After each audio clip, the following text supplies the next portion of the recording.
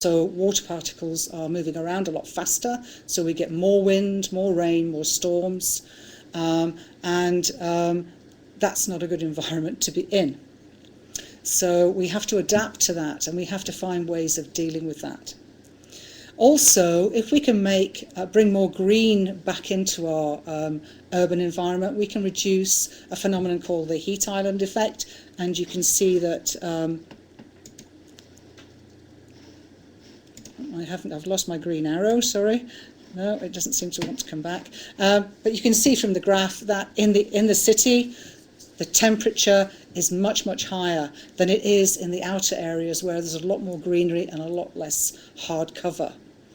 And by bringing more greenery back into that concrete environment, we can reduce those temperatures and improve the health of the environment. And this is particularly true, of course, in places like Australia or more arid countries. And obviously the adaptation to climate change is an important factor in all of this thinking. One of the things that came out of the work done in Australia was looking at what kind of cities we have. And if we look back into the times of the Industrial Revolution, of course you can't see me moving my arrow back. I've got it back, thank you. Okay. Originally, when we had the Industrial Revolution, we had the water supply city. We were thinking about clean water for drinking and public health. Then we moved to the drain city where we had flood protection. Then starting to think more about how we use waterways and the pollution that's moving around in the environment as the water moves around more rapidly because of increased rainfall. At the moment, we're around about here where we recognise that we've had an impact on the environment. We haven't quite fully dealt with it yet, but we need to think about how we're going to do that.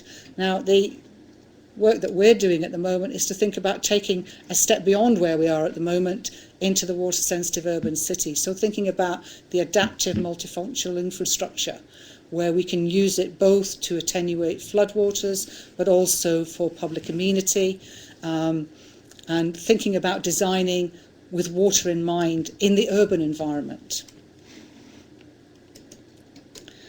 So what is water-sensitive urban design then? I'm just going to show you on these slides a series of pictures of where this has been done in other parts of Europe. This is in Germany, and it's an old racetrack where they've turned the racetrack into a housing development, and they've got flood attenuation measures integral to that environment. So thinking about water-sensitive urban design, it's about functionality. It's about appropriate design, using local features in the environment, and also melding that with how people live, work, and take their leisure. It's about thinking about appropriate maintenance, and Bobby, well, I'm sure, would reflect upon that when he's looking at his, sort of structures using greenery, as I call it. and also thinking about adaptability. What's going to be happening in future? How does that environment develop? Well, you can see it develops quite beautifully if you can integrate architecture with the natural environment. Thinking about water sensitivity and using decentralized measures so that the water isn't getting into those sensitive areas, those floodplains that we've developed on. Thinking about leisure and amenity, here's what we call a biotope. So this combines a habitat with a living space with water and flood attenuation measures. And this particular project's in Sweden. These kind of environments usually mean that house values go up, not like the problem we have here with floodplains where the value of houses go down because they're in a floodplain. This turns this on its head by thinking about and involving people at the beginning of a development like this. These are places that people want to live. Enhancing townscapes. This is Potsdamer Platz in Berlin, and it's a very architectural solution to collecting floodwater. There are lots of engineering solutions underground that I'm not showing you here, but this shows you the aesthetics of even quite a concrete kind of environment, and how people, sorry, I'm not using the arrow, forgetting to use this little green arrow. Here it is again. You see there are people wandering about in here in their lunchtimes. There are cafes, and it's quite a good way of using what was an empty and a pretty downbeat kind of space.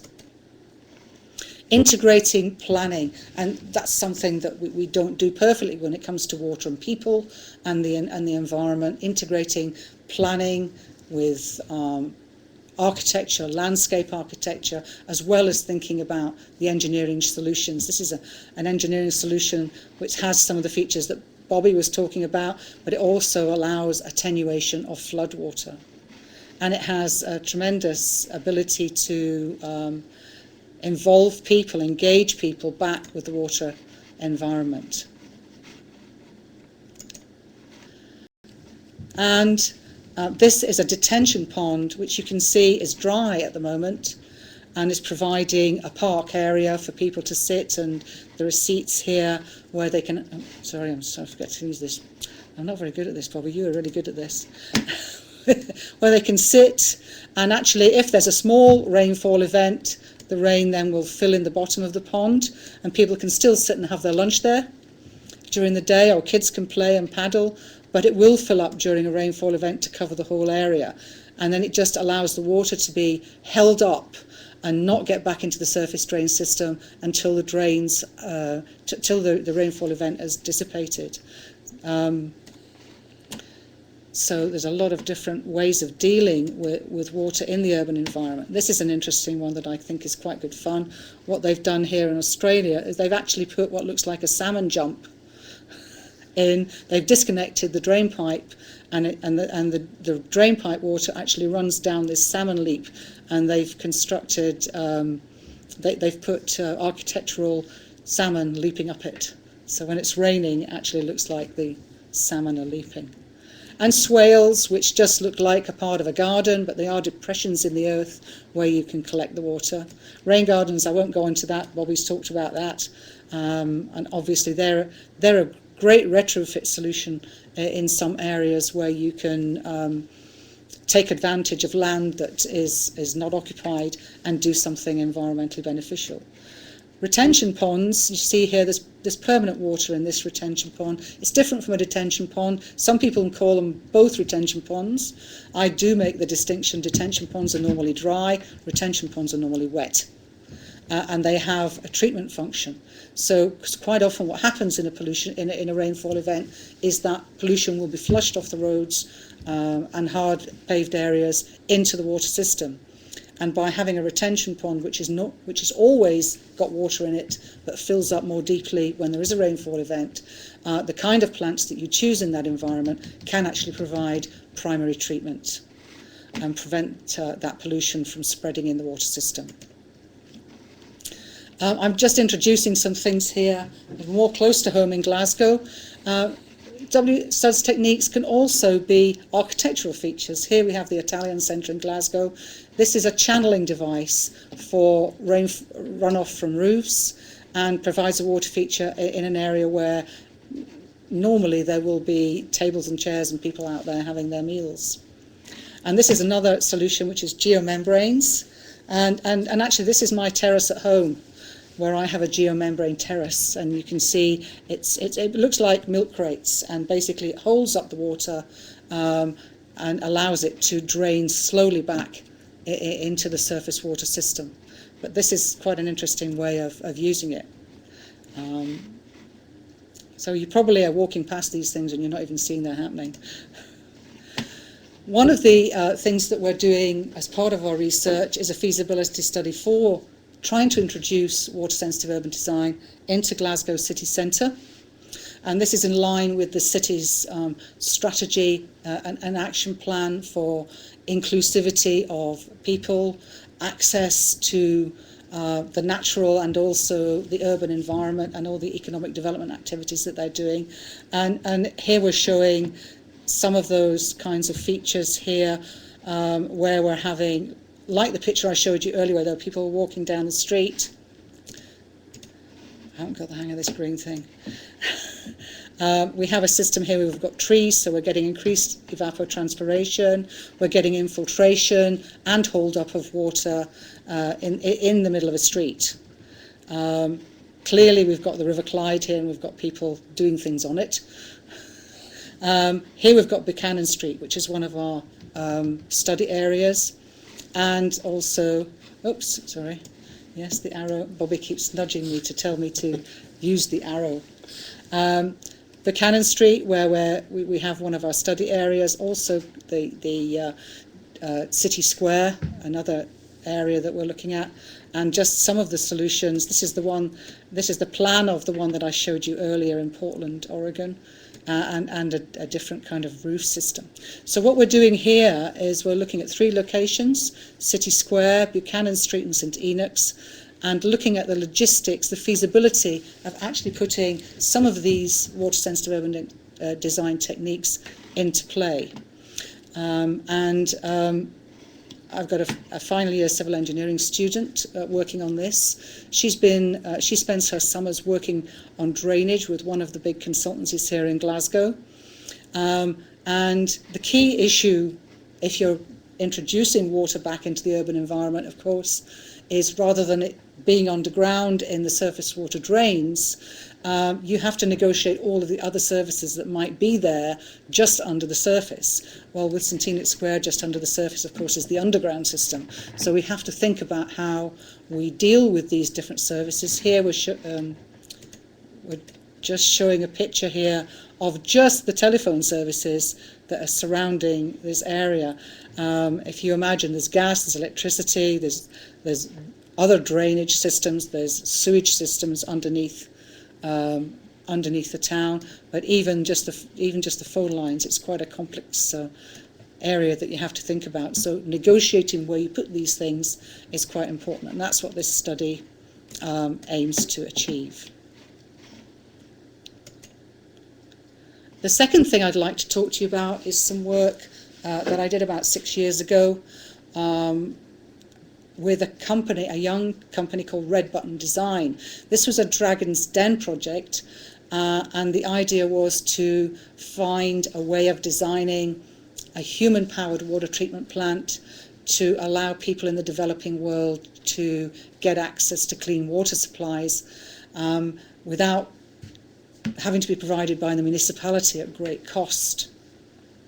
All of the Dragons funded this project, and my role in this was to actually, I'm just going to go back a second.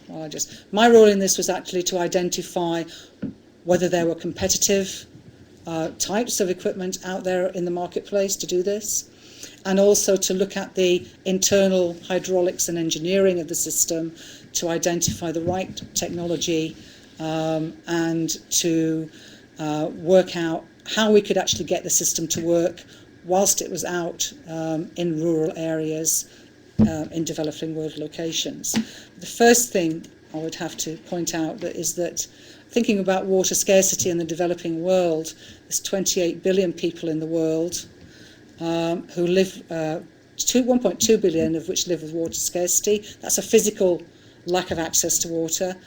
1.6 billion live with economic scarcity, and I'll explain in a minute what I mean by that. There's a pollution scarcity, and there are people who live without any sanitation of any kind. In fact, 1 billion people still open defecate. They just basically drop their trousers and do it wherever they feel like.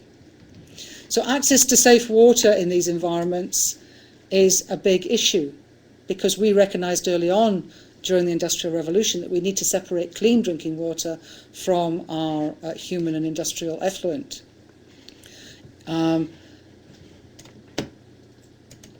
And that is one of the problems that the developing world has. It has not made that connection between the ability to contribute economically and to have economic development, and have to do that you need to have clean water supplies.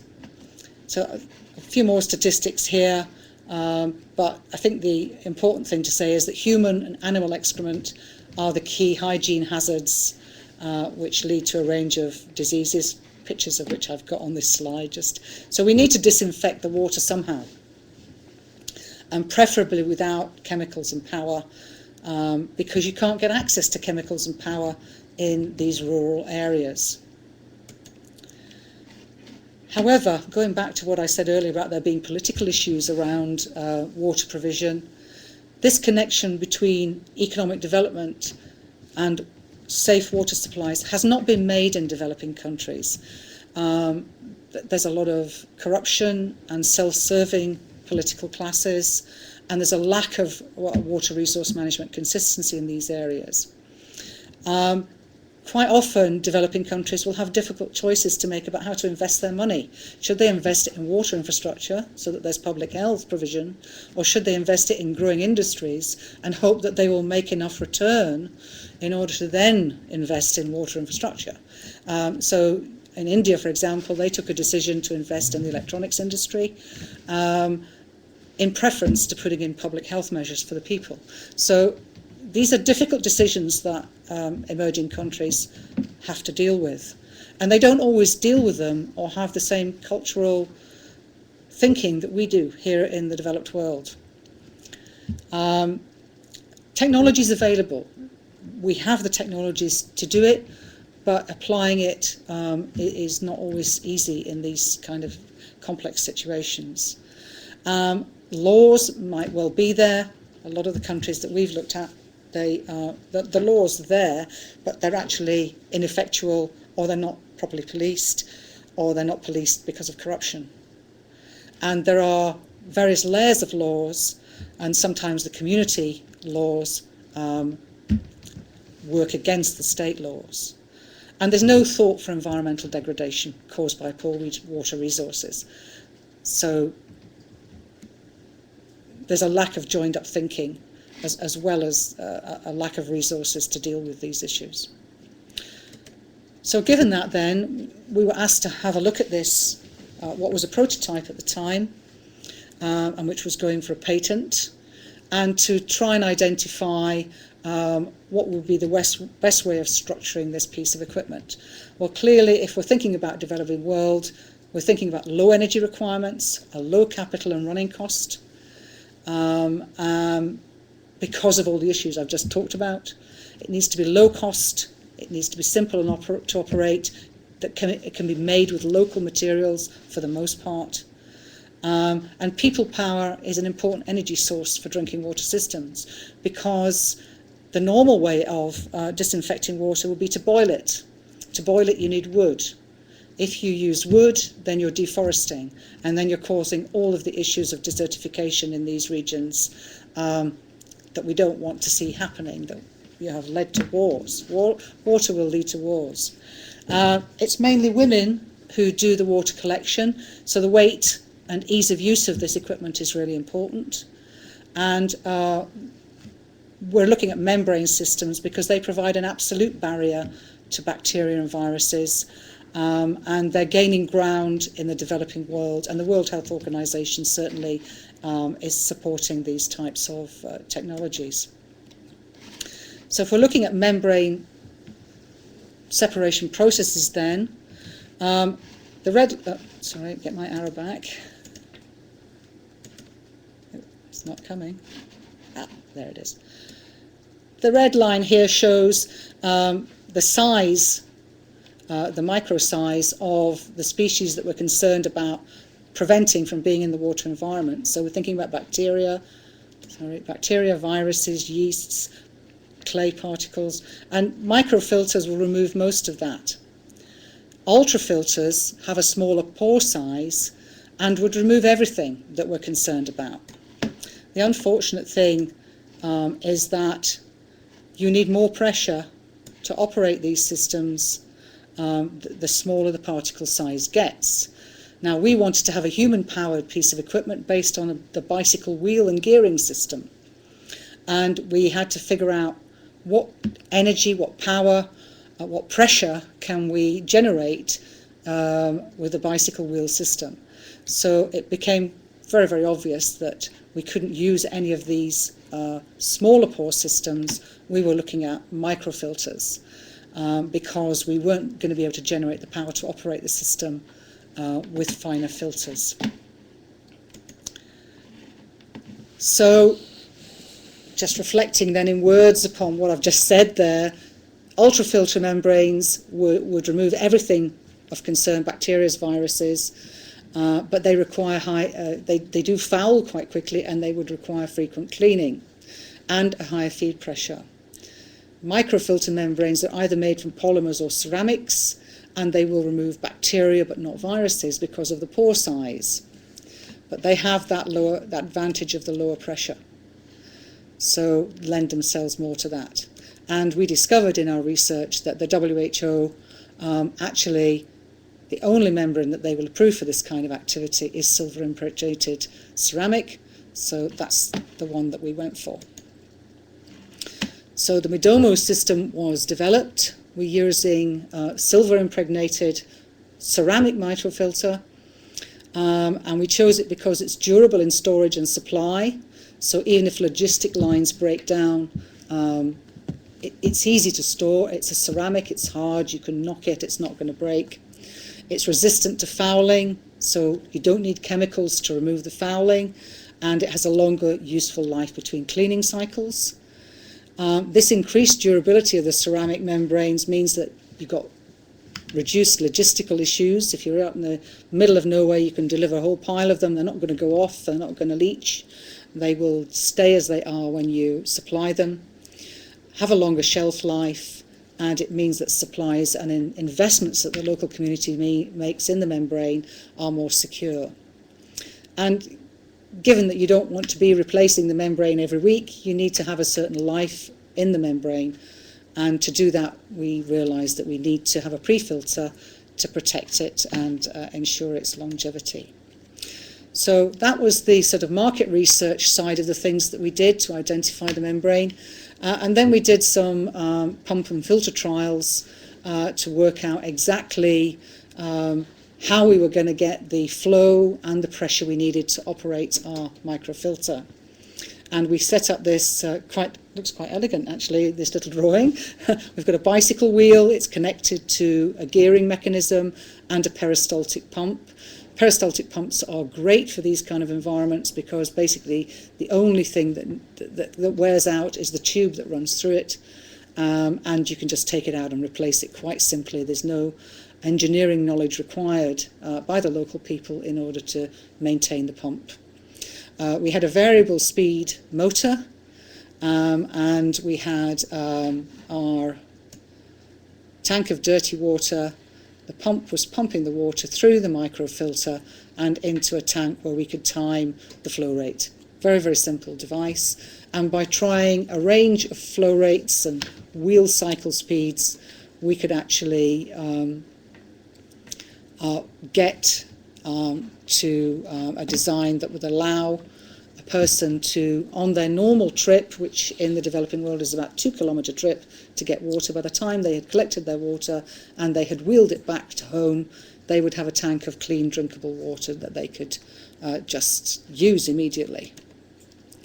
Obviously we needed to know how fast people walk, so that we could work out what our wheel speed was going to be, so that we could work out the gearing for the pump. And we found that as we increase the speed, obviously we get more pressure, more water flow, and given the normal walking pace, we'd need a gearing ratio of 3:1 to generate what we needed, which was about 1.8 litres a minute, to fill the water tank in our average 2 kilometre journey.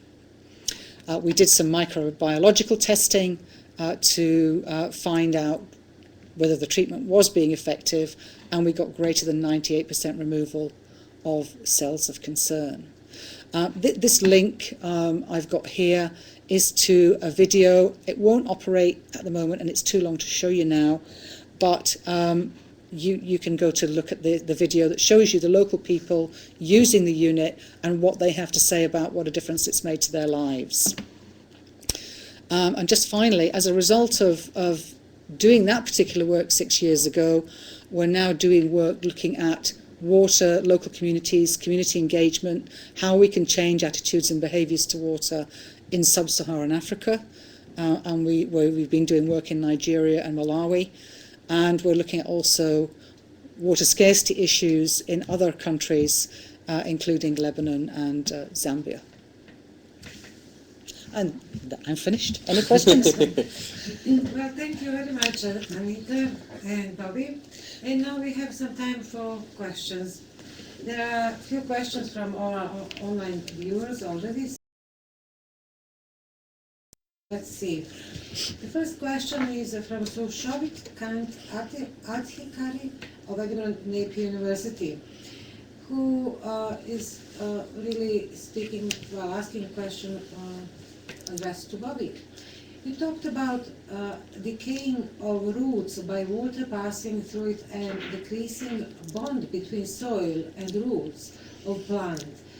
Does it have anything to do with the flow rates of water? I.e., if flow rate of water is higher, the bond will be loose and then the absorbing capacity decreases.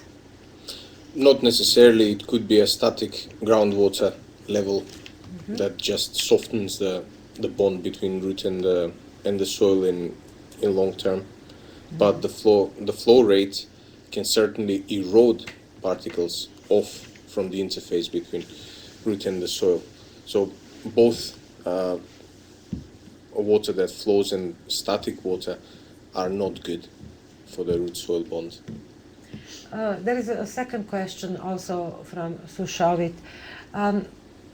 There has been a use of permeable materials to allow the water flow through it, which can withstand higher flow rates of water.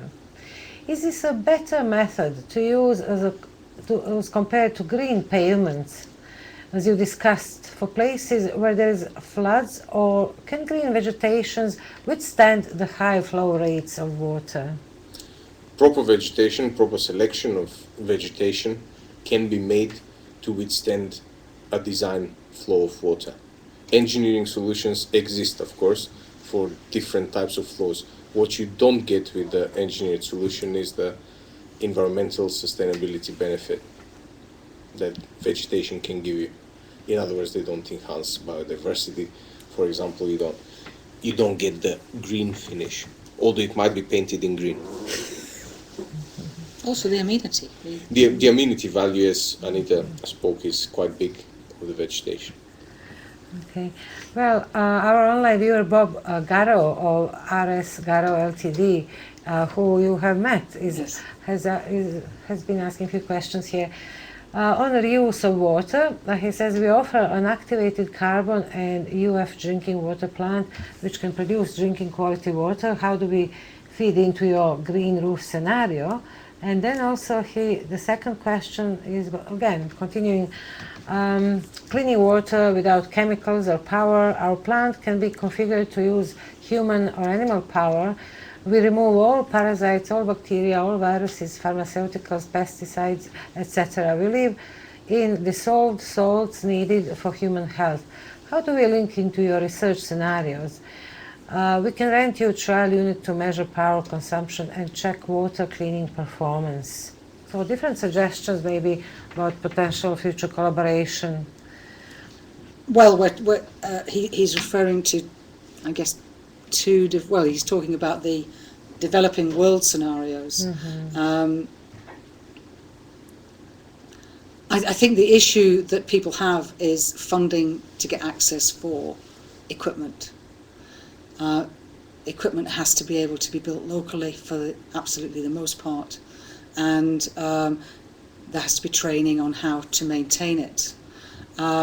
If Bob wants to get in touch with me, we can talk about this in more detail, but I think it could be a long discussion about how we do this. But there are the World Health Organizations, the food and agricultural organizations that deal in developing countries. Also are places to go to get equipment approved. For example, the silver impregnated ceramic membrane is an American piece of equipment, and so they have gone through World Health Organization to get approval for that device within the unit. I would encourage our online viewers to ask more questions, but I have a few. Well, I was listening to you, Bobby, and talking about green roofs and walls. I just thought, can edible plants or plants which bear fruit be used, for example, for these green walls or green roofs? Absolutely. Have there been any examples? Yes. Well, I've done experiments with bulbs, for example. So we had even onions and garlic being grown into this. So yes, they have, and by the type of root system different vegetation has, you can make a healthy combination, healthy in many ways. Yes. Healthy combination of plants that will give a proper coverage with depth with the roots, and that thus increase the mechanical strength of the soil, on top of providing your tasty treats. Yes, some fruits, why Some not? fruits, yes, Yeah. absolutely. Yes. And Rita, regarding your work on urban sensitive water design, what are the views of local authorities when you talk to them about these innovative projects for designing with water? I think there's a little bit of nervousness in general, in that most of the solutions that are put forward by local authorities tend to be civil engineering type structures, and they're tried and tested, so taking risk with public money is understandable. We certainly, on the feasibility study that we've been doing in Glasgow City Centre, that has generated quite a lot of excitement within the City Council, because they like to feel that they're at the leading edge of what is happening in technology areas generally, but they also recognise that we can't keep on building civil structures. There has to be, something has to give, and they're very keen on this idea. They have they're looking forward to see what comes out of our feasibility study. Yes. What are your views about the current flooding in Somerset and potential solutions? What they could have used or what they might use in future to avoid such terrible effects of flooding? I think there's a number of issues here. There's the immediate issue of trying to protect people who've been affected, and inevitably that's going to require engineering solutions in the short term. We have to, I guess, think about the impacts of climate change and adapting to that, and try and finding different ways where we can perhaps have more solutions that collect the water at source, like sort of the rain garden idea, collecting rainwater and preventing it from building up and passing quickly through the urban environment. I don't think there's any other. This is a hard bullet we have to bite, and in some places they really have an issue. And water sensitive urban design is about what happens in the cities. What's happening in the Somerset levels is happening out in the country with farmers. It's a different issue. The water table is high. We've got heavy rain on top of a high water table, and that's climate change adaptation that we need to put in. That's a long-term piece of work. We have one more question now from Umar Alfa Abu Bakr of University of Abertay Dundee. He's asking about Midomo, Midomo innovation. Any special maintenance requirements for the filter media and disposal of the risings? Well, the risings are collected in the filter, and the silver nitrate kills everything, so it's inert. Once the membrane has become too clogged to work, it should have a life of 2-3 years in a normal situation like this, and it can be disposed of safely. That's the role of the silver nitrate, to kill anything that is collected in the membrane. The pre-filter will need to be backwashed periodically, because it takes out the relatively big bits to protect the actual treatment filter. That can be backwashed by attaching it to a tap, in effect. Normally speaking, the only maintenance would be perhaps if the gearing mechanism on the pump were to wear. And what we find in these locations is that they use bicycles all the time. They have access to these devices. This is why this is a good solution for them. The only thing that they're having to buy in and replace are the filter media. Everything else they have locally. Well, it is interesting to see what is happening in the developing world regarding water scarcity and pollution. Could you give us some more examples of different problems or situations regarding water scarcity and pollution, and how to deal with these problems in developing world? Well, that's a very big question. And I don't have a crystal ball. There are lots of issues. There's issues of climate and water not being where it should be. There are issues of governments not providing infrastructure for people in all the cities. There's the issue I was talking about not just about the water, but the disconnection between clean water and economic development. And a lot of developing world countries want to develop economically very rapidly. They want to catch up with us. They want all the things that we've got.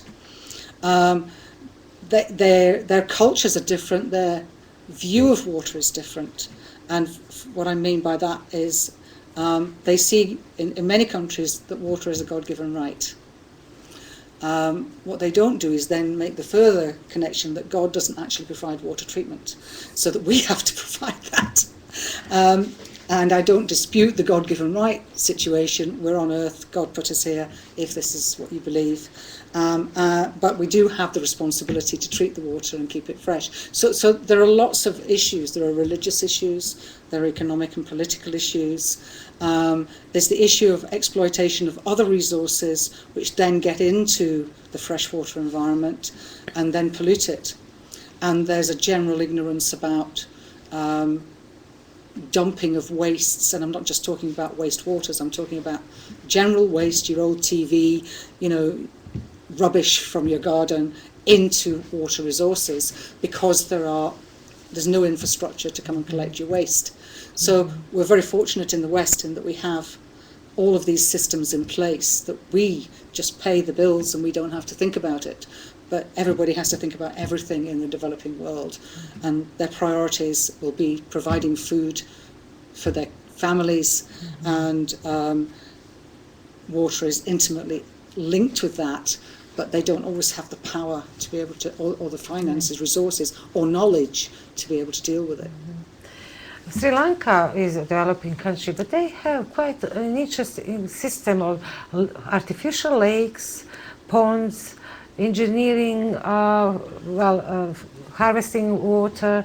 That is maybe something that other countries also can use as an example of how to use the water that's God-given. Absolutely, absolutely. I think there are big cultural issues related to dealing with water, and some countries take a different view of it than others.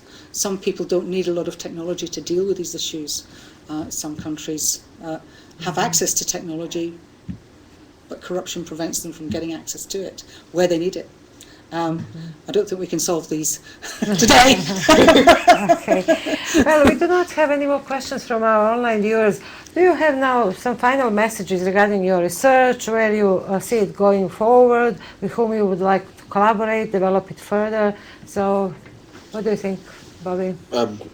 I'm quite interested in collaboration with either small and medium-sized enterprises who would like to apply engineered approach to use of vegetation into whatever they're doing, so solving engineering problems, but also bigger companies or stakeholders who actually have the duty to maintain their assets, the assets that are usually liable to failure, whether it's climate change scenarios or anything else. We're here to help and provide guidance on how to deal with this, from performing both, as I said, engineering and biological or phytological, ecological functions with vegetation. So we're open for collaboration, both for small companies and big companies. Research, we would like to be involved in research because it's a global issue. What we're dealing here with, slope stability is a global issue, climate change is a global issue. And we think there is a global way of solving it. So, yes, open for it.